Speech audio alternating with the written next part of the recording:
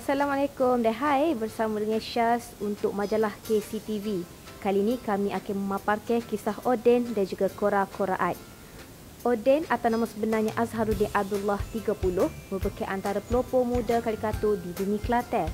Sebut saja Kora-Kora Art mesti ramai orang kenal beliau. Pemuda bertubuh kecil ni mudah untuk dibawa bicara, bahkan dari tutur kata dia nampak begitu komited dengan bidang yang diceburinya. Okeylah, hari ni kita nak tengok Oden demo sikit karikatur salah seorang wartawan KCTV.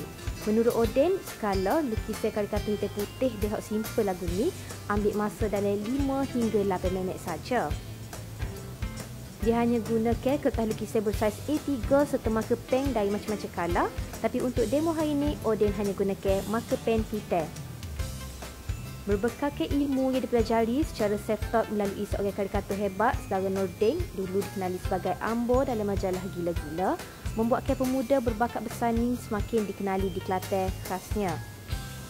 Bercerita mengenai bermulanya kegiatan seni beliau, Oden hok dulunya merupakan seorang tutor dalam bidang animasi, sanggup tinggal kejaya tu semata-mata nak cari kepuasan dalam bidang seni ini. Sebelum laman media sosial muka buku Facebook, dia sudah mulai berjinak-jinak menjalankan perniagaan secara atas talian melalui MySpace, iaitu satu media sosial yang popular satu masa dulu yang mana hasil pulangan dari jualan itu sangat menggalakkan. Okeylah, siap pun karikatur hak Oden lukis tadi. Sekejap je ke? Comel pula tu. Berbakat sungguh Oden ni. Terima kasih Oden. Kali boleh lukis lagi.